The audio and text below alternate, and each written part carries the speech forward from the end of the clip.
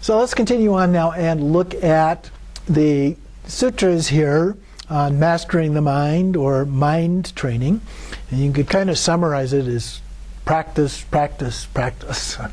It's very easy to get caught up in the study part of Buddhism because there's lots that you can study and get a little bit light on the practice end. But really, I mean, it's good to do the study and contemplation of what the meaning of that is and so forth. But you're not going to get to enlightenment unless you do the practice. That's a very, very important part of it. So you need to make a commitment to actually doing the practices. So here, the first one of the sutras is the mind is key as a part of this. So here, rather briefly, we have the undeveloped mind being unwieldy, not helpful to us at all. The developed mind, though, is wieldy. So we want to develop the mind, obviously. An undeveloped mind can lead to great harm, even worse. And a developed mind lead to great benefit, even better. When an undeveloped and uncultivated this can entail great suffering as a part of this. And the developed and cultivated entails great happiness. So just giving us a little bit of introduction here to what is involved, the two categories, and the benefits that we can get, or some of the risks if we don't do those things. In the second one, developing a pair of skills. So the pair are serenity and insight, or shamata and vipassana. So here are two things, O monks. Partake of true knowledge. What two? Serenity and insight. When serenity is developed, the mind is developed. All lust is abandoned. Now, lust here is not necessarily talking about sexual lust, but it's talking about greed or attachment, especially in extreme forms of that, to all kinds of things. And then when insight is developed, wisdom is developed. All ignorance is abandoned. Continuing on the top of the next page, a mind defiled by lust is not liberated, and wisdom defiled by ignorance is not developed. Through the fading away of lust, there is liberation of mind, and through the fading away of ignorance, there is liberation by wisdom. That seems so simple. And it is more complicated at one level, and yet it is also that simple. Okay? We tend to get involved in lots and lots of bits and pieces and minutiae and so forth that sometimes can make us wonder, where are we going? What is really going on here? But that statement, that one paragraph, really makes a fairly simple statement about the essence of what it is that we're trying to accomplish here. So then the next one talks about the 4 ways of arhatship. So here, thus I have heard, the Venerable Ananda addresses the monks. Friends, whatever monks or nuns declare before me that they have attained the final knowledge of arhatship, all these do so in one of 4 ways. What are those 4 ways? The first one, monk develops insight preceded by serenity. The path arises, and now he pursues, develops, and cultivates that path. The fetters are abandoned, and the underlying tendencies are eliminated. Or, the second one, the monk develops serenity preceded by insight. The path arises, and the fetters are abandoned, and the underlying tendencies are eliminated. The third one, the monk develops serenity and insight joined in pairs. So that's that alternating one that we mentioned. And here again, the path arises, the fetters are abandoned, and the underlying tendencies eliminated. Or, a monk's mind is seized by agitation about the teaching. But there comes a time when his mind becomes internally steadied, composed, unified, and concentrated. Then the path arises, and the fetters are abandoned, and the underlying tendencies eliminated. So this is one that's not really explained very well, other than the fact that it is an option there, a possibility. So if you feel like you just can't do anything quite right, there's still hope. This other one may manifest at some point. So the third sutra here is related to the 4 kinds of persons. What are the 4 kinds of persons? O monks, are found existing in the world. A certain person gains internal serenity of mind, but does not gain the higher wisdom of insight into phenomena. Another gains higher wisdom of insight, but does not gain internal serenity of mind. Another gains neither internal serenity of mind nor higher wisdom of insight. And another gains both internal serenity of mind and higher wisdom of insight into phenomena. So he's giving the categories here, and so then he goes into a fair amount of detail. I'm going to summarize this pretty much rather than reading through this in a lot of detail. But the first one, you go into serenity of mind, but not the wisdom of insight. How then should formations be seen? How should they be explored? How should they be discerned? And then other things that he then gives answers for these, but the answers about how you do it are actually pretty vague. He doesn't say clearly what you do and how you do that to make that happen. The second one, again, he says, here we're talking about wisdom of insight, but not the serenity of mind. So how, friend, should the mind be steadied, composed, concentrated? And the other then answers to him and gives a similarly vague response that doesn't really give helpful instructions there. And then the third one, neither internal serenity of mind nor the higher wisdom of insight. So neither one of those. And then the response back is pretty much the same. And then finally, the person who gains both, this should establish himself in just these wholesome states and make a further effort for destruction of the taints. So that one I didn't find particularly helpful. It does give you an idea of different people being in different categories and approaching things in slightly different ways, but it didn't, without a commentary, give enough detail about how to actualize that. The next category then are the hindrances to mental development. So here we go. This is a pretty good list of the things that the Buddha considered to be the biggest problems that we may face.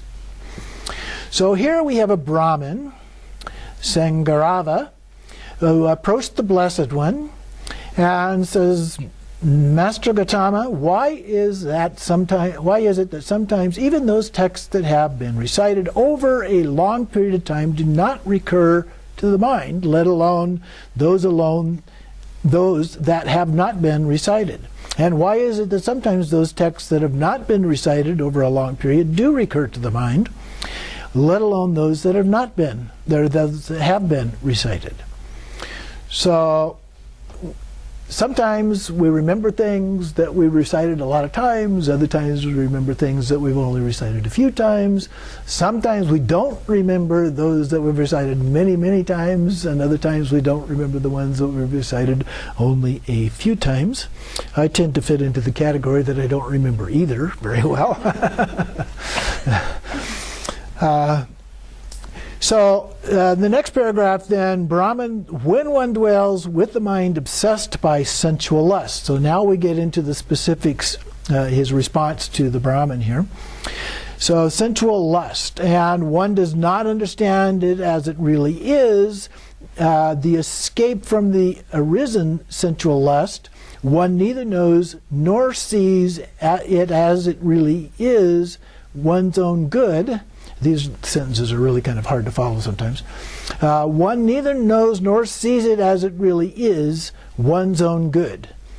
Okay, so if we see it as it really is, then we recognize that it is a good, or good of others, or good of both.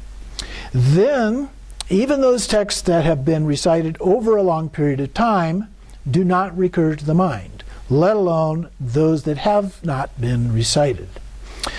Then he gives an example. Suppose, Brahman, there is a bowl of water mixed with red, yellow, blue, or crimson dye. If a man with good sight were able to examine his own facial reflection in it, he would neither know nor see it as it really is. Okay? The dye would color the picture, the image of the reflection, and so forth. So too, Brahman, when one dwells with a mind obsessed by sensual lust, the texts have been recited over a long period of time, do not recur. Let alone those that have not been recited. Okay, so that's his metaphor for that. Again, Brahman, when one dwells with a mind obsessed by ill will. So that's the second category. One does not understand and escape from that ill will. One neither knows nor sees it as it is, one's own good, or good of others, or good of both. Then the texts do not recur to the mind. Suppose there is a bowl of water being heated over fire, bubbling and boiling. If a man were to examine his own facial reflection, he would neither know nor see it as it really is. Boil of water, it's rolling around, probably don't see any reflection at all. So he would neither know nor see it as it really is. So too, when one dwells in the mind obsessed by ill will, those texts do not recur to the mind. So basically what he's showing here is that when we have certain kinds of afflictive things going on, we don't really get it, and as a result, we can't remember it very well. I must have lots of problems going on. Okay, so sensual lust and ill will, those are the first two. And then the next one is dullness and drowsiness, a real common meditation problem. And so here the example he gives is water covered over by water plants and algae, so you can't see through those to the water. The fourth one is restlessness and remorse. Here the example is based on water stirred by the wind. The fifth one is doubt. So when we have doubt, that is a problem, gets in the way. And so the example that he gives is water that is turbid or unsettled, muddy, placed in the dark. And then he goes on in the next two paragraphs down from that then. Brahman, when one dwells with a mind that is not obsessed by sensual lust, ill will, dullness and drowsiness, restlessness and remorse and doubt, even those texts that have not been recited over a long period recur to the mind, let alone those that have been recited. And then suppose there was a bowl of water not mixed with dyes, not bubbling and boiling, not covered over with water plants and algae, not stirred by the wind, clear, serene, limpid, set out in the light. A man with good sight would examine his facial reflection and would know and see it as it really is. So those are the issues that he defines, and those are clearly the main issues that he recites as coming up, other than things like the three poisons and so forth. And so those are the ones that create the problems, and then he gives all these examples of the reflection in water that you can or cannot see as to whether you're likely to recall those texts or not. Then going on, we have the refinement of the mind on 273. There are, O monks, gross impurities in gold, such as earth and sand, gravel and grit. The goldsmith pours the gold into a trough and washes, rinses, and cleans it thoroughly. There still remain moderate impurities. Then the goldsmith washes, rinses, and cleans it again, and there still remains some minute impurities. The goldsmith then repeats the washing, and only the gold dust finally remains. Now he pours the gold into a melting pot.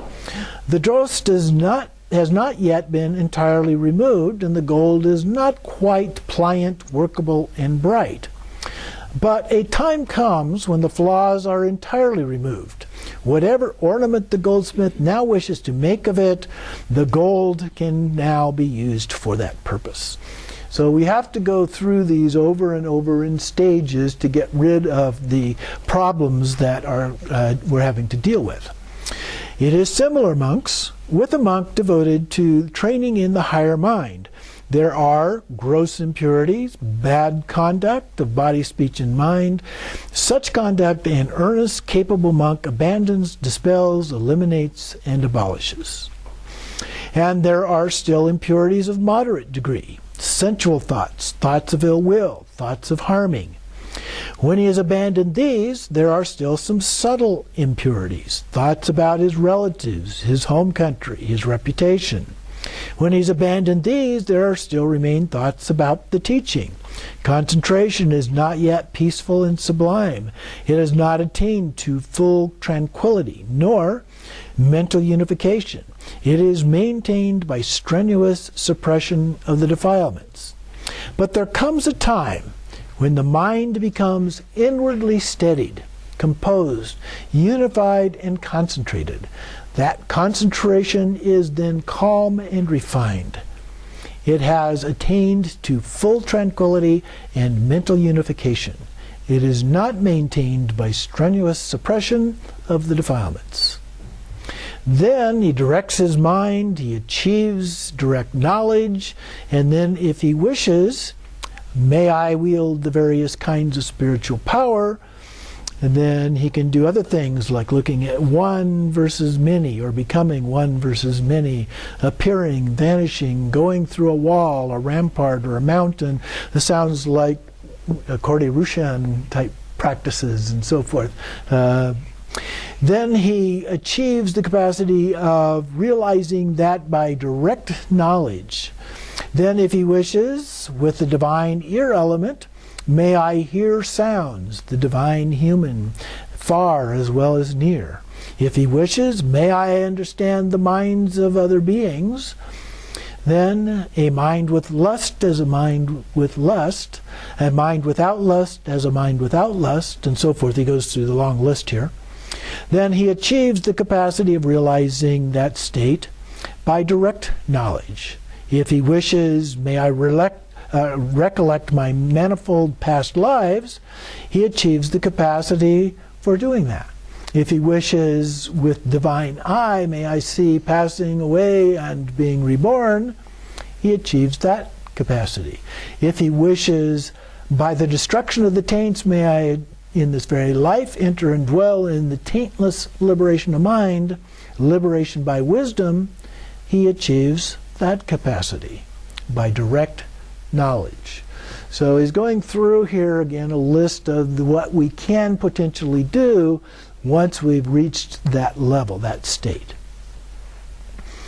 Then we continue with number 5 here, the removal of distracting thoughts. Now, how do we get rid of? Because you notice in the previous one he talked a lot about, well, we get rid of this, we get rid of that, and so forth. But he didn't exactly tell us how to do that. So now we get some instruction on how we might go about doing that. So starting with paragraph 2 there. Monks, when a monk is pursuing the higher mind, from time to time he should give attention to 5 signs. What are they?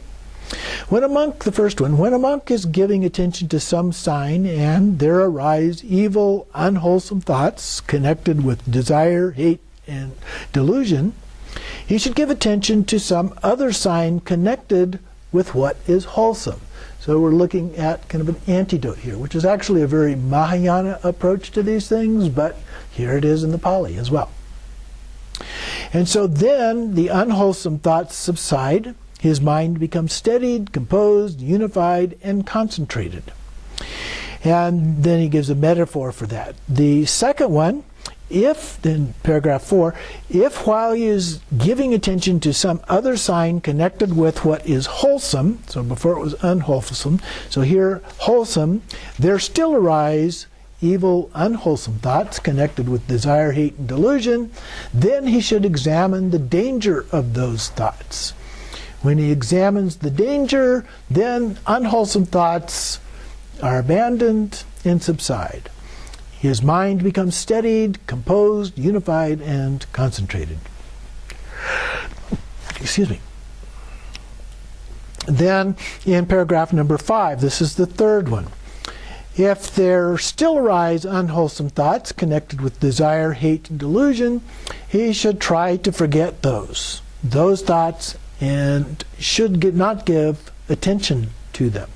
Then any unwholesome thoughts are abandoned and subside. So here it's just kind of a let go, let be stage. And his mind becomes steadied, composed, unified, and concentrated. And again, he gives another metaphor. Then the fourth one is in paragraph 6 here. If while he is trying to forget those thoughts and is not giving attention to them, there still arise some evil, unwholesome thoughts, then he should give attention to stilling the thought formation of those thoughts. And then unwholesome thoughts are abandoned and mind becomes steadied. So it becomes a little bit more intentional in trying to get rid of those. Next page, paragraph 7, number 5, then, if while he is giving attention to stilling the thought formation of those thoughts, there still arise evil, unwholesome thoughts, then with his teeth clenched and his tongue pressed against the roof of his mouth, he should beat down, constrain, and crush it with the mind. It's a little bit more intensive approach. And then unwholesome thoughts are abandoned, his mind becomes steadied. And then finally he repeats the key points here in paragraph number 8, basically goes through and reviews all of those things. So continuing on page 278, kind of a conclusion here. This monk is then called a master of the course of thought. He will think whatever thought he wishes to think, and he will not think any thought that he does not wish to think. He has severed craving, flung off all the fetters, and with the complete penetration of conceit, he has made an end of suffering. Okay? So, a nice thought. If we can actually control our mind, the thoughts that come in our mind, then we're able to do that. Now, in the Dzogchen approach that we tend to focus on, it's a little bit kind of a different approach where we recognize the nature of mind is thoughts come, they abide, and they go by themselves. Thoughts never stay permanently. Sometimes they stay for a while, but they never stay permanently. Everything comes and goes. And so the Dzogchen approach is more one of just letting that happen. You know it's going to happen, so just watch it as it comes, abides, and goes. And so you don't actually get involved in more that intentional kind of activity to try and calm the mind. So the next one is number 6 here, the mind of loving kindness, one of my favorite topics. I think the very first book on Buddhism that I ever read was on loving kindness, and it kind of stuck. So then in paragraph 11 here under that topic, monks, there are 5 courses of speech that others may use when they address you. Their speech may be timely or untimely, true or untrue, gentle or harsh, connected with good or with harm, spoken with a mind of loving kindness or a mood of hate. Okay? And then he elaborates a little bit on that, but going down a little past the middle of the paragraph. Herein, monks, you should train thus. Our minds will remain unaffected, and we shall utter no bitter words. So here we're setting an intention to actually do these things. We shall abide compassionate for their welfare. Sounds very Mahayana. With a mind of loving kindness, never in a mood of hate. We shall abide pervading that person with a mind imbued with loving kindness. And starting with that person, we shall abide pervading all encompassing world with a mind imbued with loving kindness, abundant, exalted, immeasurable, without hostility and without ill will. That is how you should train, monks. So we just abide in loving kindness. And of course we have the 4 immeasurables, so there's really 4 of those things that we probably should include as a part of that. So you have the loving kindness as the first one, with loving kindness, compassion, joy, and equanimity. But all 4 of those brought together can be a very, very powerful tool. And so then in the next paragraph, he kind of repeats that using a bit of a metaphor there.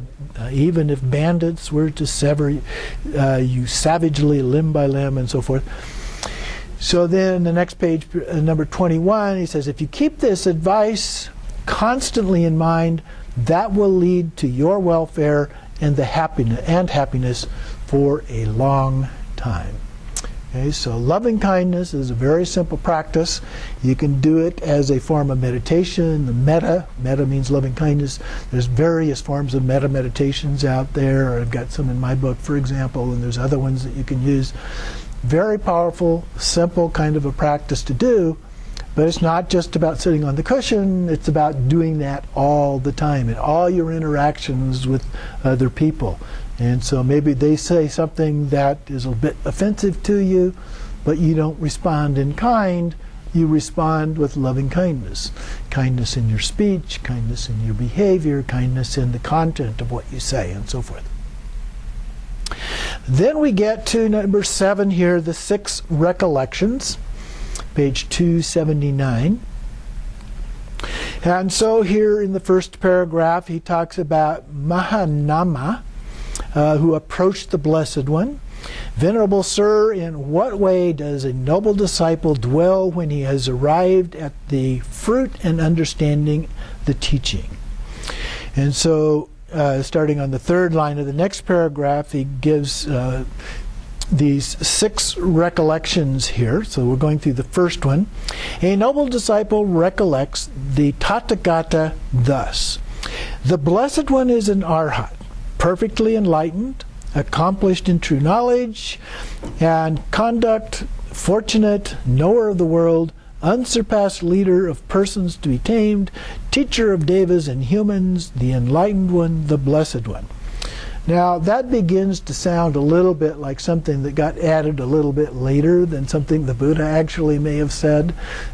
So I tend to take those kinds of statements a little bit more lightly, but it also points out the kind of attitude that the early practitioners had about the Buddha himself. So it's less likely that the Buddha said it than somebody else said it, but it does show that kind of respect that they had. His mind is not obsessed by lust, hatred, or delusion.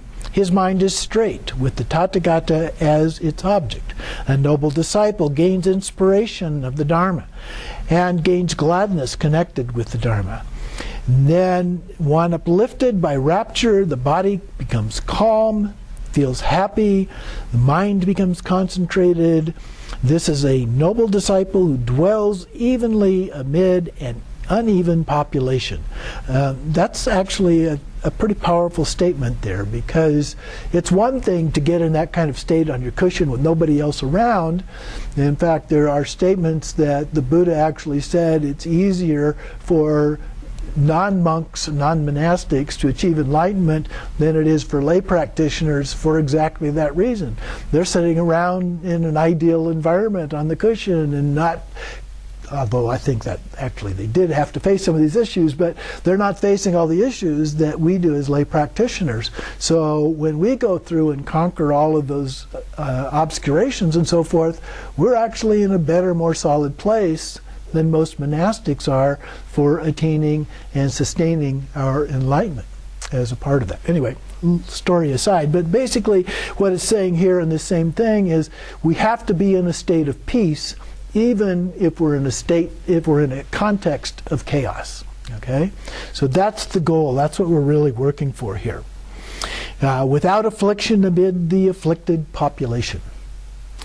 So the second one then of the 6 recollections is a noble disciple recollects the Dharma. Thus, the Dharma is well expounded by the Blessed One, directly visible, immediate, inviting one to come and see, worthy of application, to be personally experienced by the wise. On that occasion, his mind is not obsessed by lust, hatred, or delusion. His mind is straight, with the Dharma as its object. And then the third one, the next paragraph, a noble disciple recollects the Sangha. The Sangha of the Blessed One's disciples is practicing the good way, practicing the straight way, practicing the true way, practicing the proper way. That is, the 4 pairs of person, the 8 types of individuals. This Sangha of the Blessed One's disciple is worthy of gifts, worthy of hospitality, worthy of offerings, worthy of reverential salutation, the unsurpassed field of merit to the world. When a noble disciple recollects the Sangha thus, his mind is not obsessed by lust, hatred, or delusion. His mind is straight, with the Sangha as its object. And of course there are different levels, if you will, of Sangha, or different ways of describing what the Sangha is. In a general sense, it's the community, but that community sometimes is described as the Buddhas and Bodhisattvas, sometimes described as all ordained practitioners, sometimes a particular group of people. Sometimes it's a group of people that took a particular empowerment together with each other. There's lots of different ways that can be described as a Sangha. So we actually belong to multiple Sanghas. But I think the important point is to recognize that we are a community. We are interdependent.